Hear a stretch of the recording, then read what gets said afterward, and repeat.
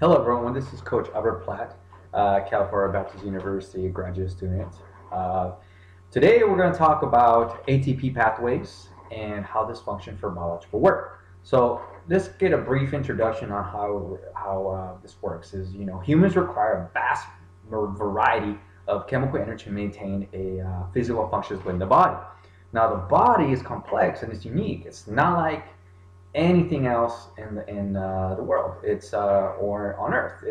And it's not a mechanical energy, and it cannot use heat as energy as other components throughout the world that they use energy for, such as like mechanical or thermal. So, good thing to know is it releases slowly in small amounts, and as the body maintains this, I would say energy, it supplies a continual supply to the body through a special carrier called ATP. It's a molecule called ATP.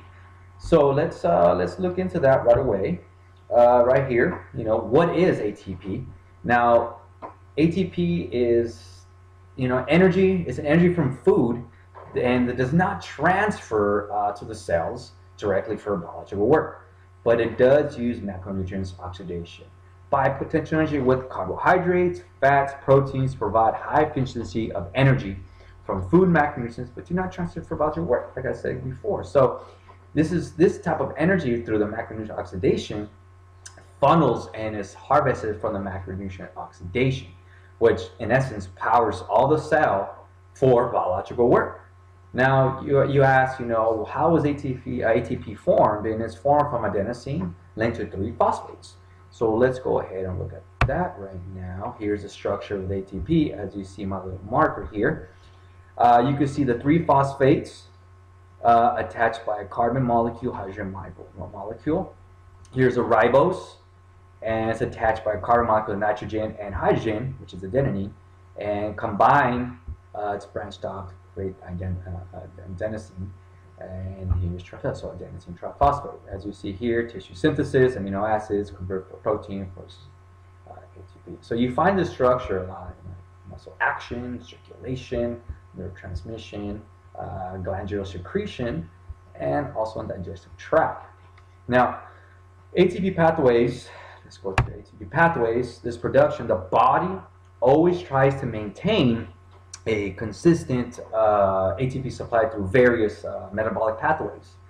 And, some are located in the cell's cytosol or within the mitochondria.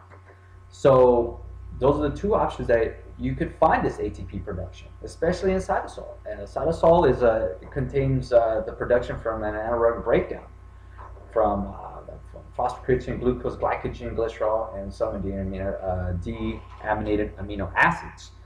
And also within the mitochondria, a reaction kind of harnesses the cellular energy to generate and produce ATP, this energy, by cellular oxidation through the citric acid, which is also known as the Krebs cycle, citric acid cycle. And respiratory chain function would also coincide with the electron transport chain from the catabolism of fatty acids and pyruvate, and some from glucose and some deaminated amino acids as well.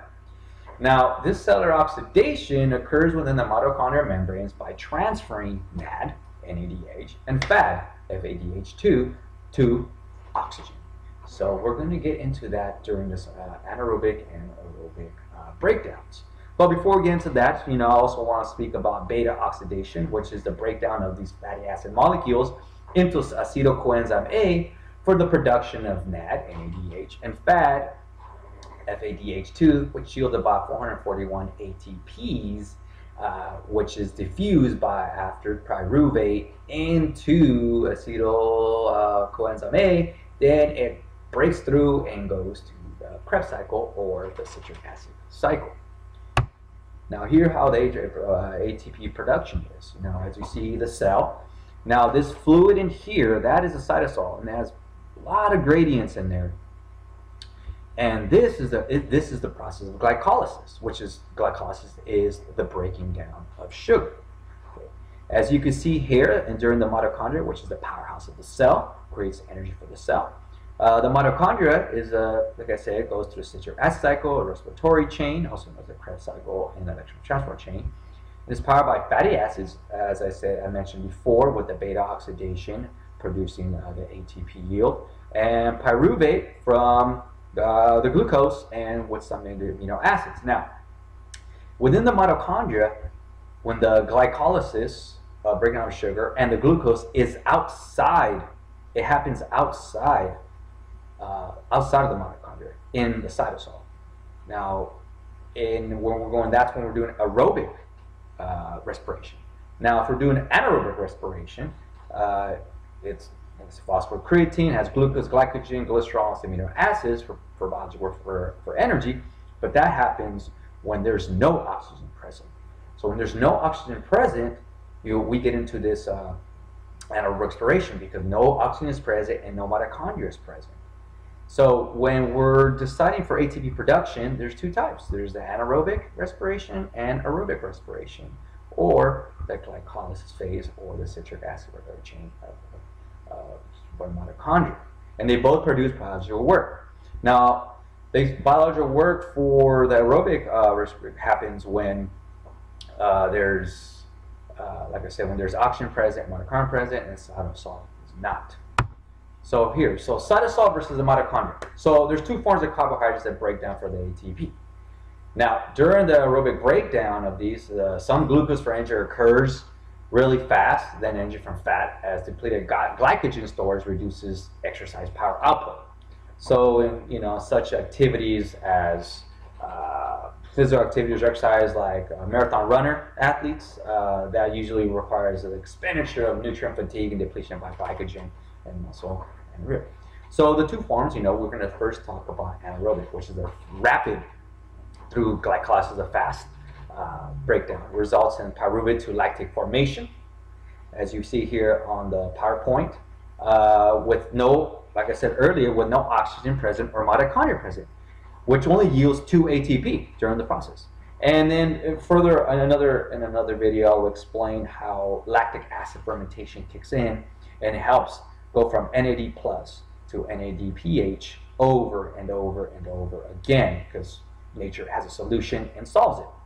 Now, anaerobic respiration has slow glycolysis, breaking down sugar, results in the pyruvate to acetylcoenzyme A to the citric acid cycle, which is a Krebs cycle, and the remaining injury residual glucose molecules per chain. So during this whole process of aerobic respiration, or cellular respiration, as you say, is diffused out of oxygen present, and yielding about 32 to 34 ATPs, at times 36 ATPs of energy yield. And we go to the next slide. We see glucose is outside of the mitochondria in the cytosol. This breaking down this carbohydrate or glucose is sugar. Breaking down the sugar, two pyruvates. The two pyruvates produce 2 ATPs. It diffuses into the mitochondria, where there beta oxidation occurs, and it converts into acetylcoenzyme A, goes into the Krebs cycle, which is also known as citric acid cycle, producing NAD, to produce NAD and fat with these high electrons. And then it goes to the electron transport chain through these high protons, goes through, filters through. As water is depleting out, oxygen is coming in. Through the Krebs cycle, carbon dioxide is coming out. And then at the last step here, this is where oxygen is coming in, and also it goes through a process through a protein called ATP synthase, which is kind of like a rotor. And with the electron transport chain, it rotates, and it kind of goes in all the high yield electrons and protons, and then it produces about 32 to 34 ATP. So this whole process max is going to be like 36 to 38 ATP yield.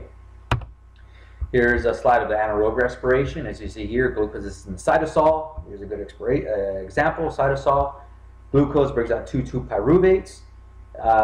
Therefore, here's when we talk about lactic acid fermentation, because nature has to keep it going, keep biological work going. You can see here it gets transported, pyruvate, and it happens outside. That's when no oxygen is present. Now, another yield for energy is the fatty acid catabolism, where it transforms into acetylcoenzyme by the mitochondria via beta oxidation into the Krebs cycle. So it transforms this acetylcoenzyme A to the mitochondria, and as ATP phosphorylates and a reaction which degrades acetyl coenzyme A, as I remember, it enters the Krebs cycle, producing NAD, NADH, and fat ADH2 for complete oxidation of the triglycerol molecule, which contains the 3 fatty acids and molecules to form 160 ATP molecules of energy from the fatty acid components. Now, this is an interesting fact that when you're like a marathon runner, you know, as soon as your glycogen stores are depleted, fat helps you maintain that energy through that various long duration of exercise. Now, the complete oxidation of aerobic respiration, like I say, goes 32 to 36 ATPs, anaerobic 2 ATPs for yield, and for the fat molecules 460 ATPs. Now here's a depiction of it. As you see, glucose entering to pyruvates, converts it to a coenzyme A, beta oxygen comes in, citrus cycle, which is also known as a Krebs cycle, is producing these NAD and FAD. I usually refer to them as twin brothers, but one's taller with the H2. And then you can see as coenzyme A beta oxidation comes through, fatty acids produces high yielding energy. Now, in implications in terms of intensity, duration, ATP production. Well, as we know, for example, like in sprinters, they need a short burst of energy where it requires no oxygen. So that's when anaerobic respiration kicks in, and with like I said, producing 2 ATPs at each time, rotating, because they're short. Intensity is maximum intensity, but short duration. So you need that high yielding energy to keep going. Now, in a marathon runner, you know, the depletion, you need a duration is long. Duration is you need the oxygen. As soon as it activates, you know, as soon as the glycogen gets depleted, you resort to having fat as being a good indicator for energy.